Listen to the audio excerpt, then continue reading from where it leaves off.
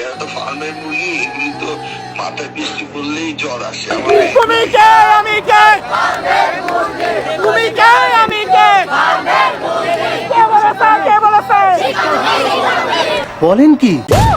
ছাত্র ছাত্রীরা যদি ফার্মের মুরগি হয়, সেই ফার্মের মুরগির জন্যই আপনার আজকে গদিতে আপনি আজকে শিক্ষামন্ত্রী। বৃষ্টির পানিতেই শুধুমাত্র জ্বর আসে না স্যার, ড্রেনের পচা ময়লা যুক্ত সেই পানি বন্যার পানিতে মিক্সার হয়ে ছাত্র ছাত্রীদের গায়ে লাগার কারণে তারা আজকে অসুস্থ। জুলাই কি স্যার ভুলে গেছেন নাকি আবার মনে করে দিতে হইব? ইতিহাসে দেখা দিছে ছাত্র সমাজ কি পারে, বুঝাই দিছে জনতারে স্বাধীনতা কইতারে।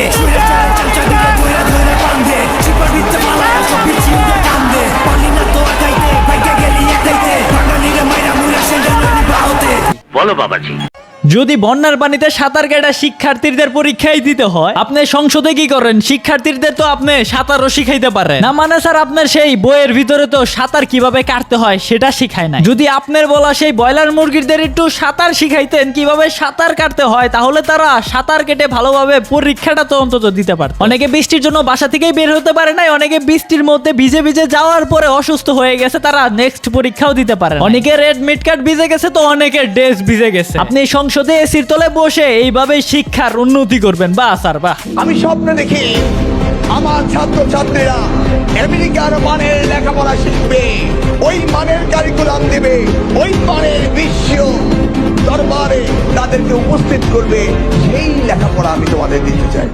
সেই মানের লেখাপড়া না দিতে পারলেও ডুবাডুবি কইরা পরীক্ষা দেওয়ার লেখাপড়া ঠিকই দিতে পারছে। একটা দিন পরীক্ষা পিছাইলে তেমন কিছু হইতো না। ওই যারা ফার্মের মুরগি না, সেই ফার্মের মুরগি হয়তো বা কারো ভাই, কারো বোন, কারো ছেলে, কারো মেয়ে, এমনও খুঁজলে পাওয়া যাবে যারা জ্বরে পড়ে গেছে সেই বৃষ্টিতে ভিজা পরীক্ষা দেওয়ার কারণে। তাদেরই ফ্যামিলি, তাদেরই সেই সন্তান জ্বরে পড়বে বিদায়, ঠান্ডা লাগবে বিদায় গরম পানি দিত তাদের গোসল করার জন্য। আজ শিক্ষামন্ত্রীর জন্য সেই একই আদরের সন্তান, আদরের ভাই, আদরের বোন, আদরের মেয়েকে আজকে সেই বর্ষার পানিতে পচা ড্রেনের পানিতে গোসল দেয়াইতাছে এই শিক্ষামন্ত্রী। বলি কেন স্যার, একটা দিন পরে পরীক্ষা নিলে কি এমন ক্ষতি হইতো আমাদের এই রাষ্ট্রের?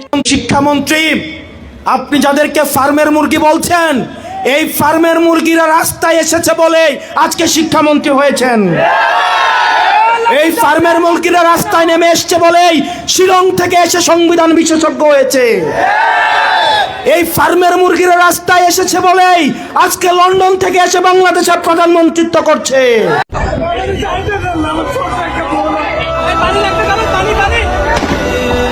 গুলি খাইছে একটা।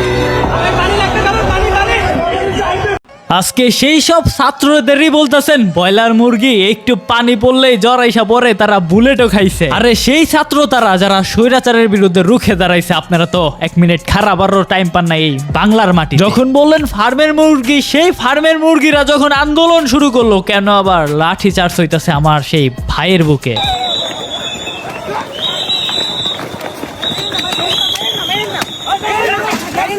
কতবার মানা করতেছে মাইরেন না, তারপরেও লাঠি দিয়ে বাইরাইলেন সেই শিক্ষার্থীদেরই। স্যার ওইটাও কিন্তু আমাদের ছাত্র ভাইরাই ছিল।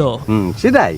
তোমাদের একখান কথা কমু, তোমরা কি রাগ করবা? যদি রাগ না করো তাহলে বলি, বাংলাদেশের সব থেকে আধুনিক অ্যাপ হইলো ZBY2। এই জায়গায় অল্প ডিপোজিট করে তোমরা ম্যাচও খেলতে পারবা এন্ড উইথড্র। এটা না তো প্যারাই নিও না, সুপার ফাস্ট। কারণ ZBY2 এটার সাপোর্টে আছে 30 জন অ্যাডমিন। হইলো ম্যাচ খেলার কথা, আরে ভাই শুধুমাত্র যে টুর্নামেন্ট খেলবা তেমন না, ভবিষ্যতে বড় কিছু করার চিন্তা ভাবনা করো। ZBY2 এটার ভিতরে যদি তোমরা টুর্নামেন্ট খেলো তাহলে আশা করা যায় তোমরা বড় পর্যায়ে যাইতে পারবা। তোমরাও RHKJBর মতো একটা টিম হিসাবে নিজেকে গড়ে তুলতে পারবা। কারণ এই বাংলাদেশের এক নাম্বার আধুনিক অ্যাপের ভিতরে আছে এই স্পোর্টস এর সকল রকমের সুযোগ সুবিধা। তার জন্য আমি নিজেও ZBY2টা খেলি। লিংক কমেন্ট বক্সে দেওয়া আছে, এখনই যাও এন্ড জয়েন করো।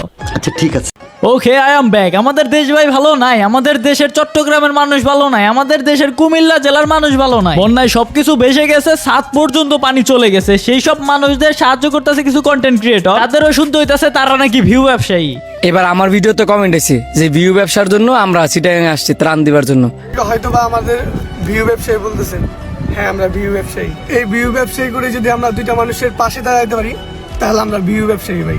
মানে যারা তাদের ভিউ ব্যবসায়ী বলতেছে, মানে আমি জানি সবাই বলে না, কিছু কিছু মেন্টাল পার্সন বলে যারা অরিজিনাল ভিউ ব্যবসায়ী তাদের মতো সবাইকেই মনে করে। না রে ভাই, সবাই আসলে ভিউ ব্যবসায়ী না। অনেকে মন থেকে মানুষকে সাহায্য করে, যারা মন থেকে মানুষকে সাহায্য করে তাদেরকেও সাপোর্ট করা আমাদের প্রয়োজন, যেটা আমি মনে করি। গতকাল আমি এই বিষয় নিয়ে ভিডিও বানাই যে যারা এরকম কাজ করতেছে, মানবিক কাজ করতেছে, যাদের ভিউ এর অভাব নাই তারপরেও তারা বন্যা কবলিত মানুষকে সাহায্য করতেছে, তাদেরকে প্লিজ খারাপ কমেন্ট না করে তোমরা ভালো কমেন্ট করো, সাপোর্ট করো। যে ভিডিওতে আমি অনুরোধ করলাম তাদেরকে সাপোর্ট করতে বললাম, যারা নাকি মানুষের পাশে দাঁড়াচ্ছে, সেই ভিডিওর কমেন্ট বক্সেই শুনতে হয় আমি নাকি ভিউ ব্যবসায়ী করতে। ভাই যারা এসব কমেন্ট করো বুঝা না বুঝা, তোদের বাপ মাও কি তোদের ভাতের বদলে পায়খানার গু খাওয়াই নাকি রে? আমার দায়িত্ব সবাইকে সত্যটা জানানো, আমি সেটাই করি। আশা করি ক্লিয়ার আছে। কিছু অটিস্টিক পোলাপান তারা এরকম কমেন্ট করে, যারা আমার ভাই ব্রাদার, আমার সাবস্ক্রাইবার, তোমরা তো আমারে চিনো, ওদেরকে একটু ভালো মতেই জিজ্ঞাসা করো যে ওদের বাপ মাও কি যারা এরকম কমেন্ট করে, যদি আবার কমেন্ট দেখতে পাও ওদেরকে জিজ্ঞাসা করবা যে ওদের বাপ মাও কি ভাতের বদলে ওদের গু খাওয়াই না, মানে খায় দেয় কোনো কাজ কাম নাই, পায়খানার গু খায়া ফ্যানের তলে চিত পাটাং হইয়া শুইয়া যারা ভালো কাজ করে তাদেরকে ব্যাড কমেন্ট করে। এইগুলা বলাবান ভাই আমার একদমই দেখতে মন চায় না। তার পাশাপাশি আরেকটা বিষয়, এই আন্দোলনকে কেন্দ্র করে আমি দেখলাম অনেক ভিডিওতে